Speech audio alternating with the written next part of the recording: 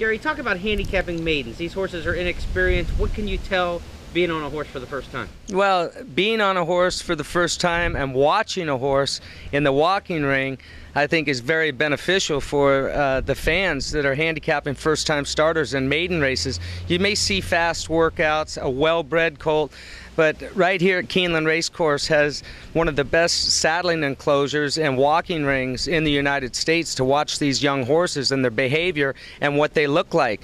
You'll see a horse that may have been working fast, but they come into the paddock and they've got a little bit of a belly on them, a little bit of a hay belly, and you can tell that they're not tightened up all the way, that they could probably use a race and they may benefit from that first race. But keep an eye out for this horse that is not saddled yet, and all of a sudden when that saddle goes on, his demeanor changes a little bit and he starts to get his shoulders rolled up, and all of a sudden his stomach tucks in and he's a fitter horse than what you think, and it shows me that that horse is an athlete and he's looking forward to the competition. He knows things are different than what they've been in the morning. Another great thing you can do here at Keeneland Racecourse is there's quick access from the paddock area to the front side on the apron out in front of the grandstand. You can go out there or even up in the grandstands and see how the horse is acting on the racetrack. If it's a stud colt and he's with the pony horse for the first time, he may get studdish and he may start acting up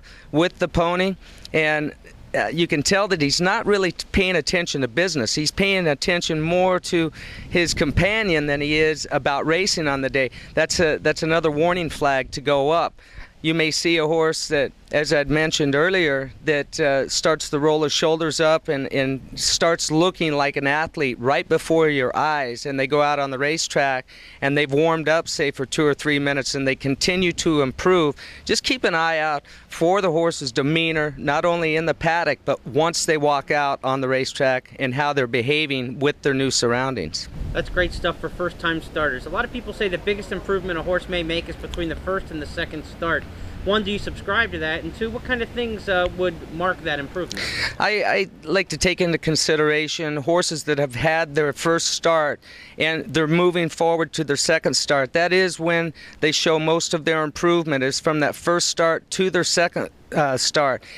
But keep in mind, if the timing is right, if they don't have sufficient amount of time in between that first race and their second race, their mind can get rattled a little bit, and you want to keep an eye on the trainer stats, what their percentage is from first-time starter winners to second-time starter winners. It's very obvious with certain trainers. You'll see a trainer go from maybe 11% winners with the first-time starter to 24, 26, maybe even 28% with the second-time starter.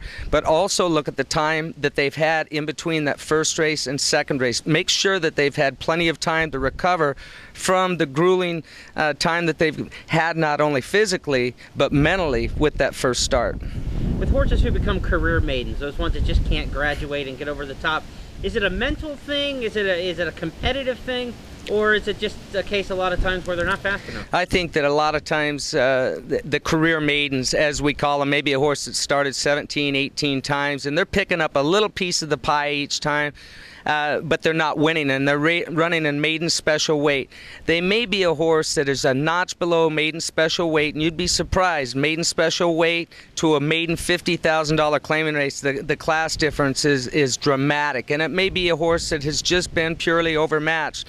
You may see another horse that has started at different levels and continues to run the seconds and thirds and just doesn't want to win. And I believe that those horses, they lose their heart a little bit. You can think of it as when you were a little kid and you were running in PE class, and there were certain guys you just couldn't outrun, and there was nothing more deflating than when I was running as fast as I could run, and here comes the same guy, Larry Pierce, running by me every single day, and it broke my heart. I knew I couldn't beat Larry Pierce, and there's certain horses that know that they're just not capable of winning. At least they get that in their head, that they're not capable of winning.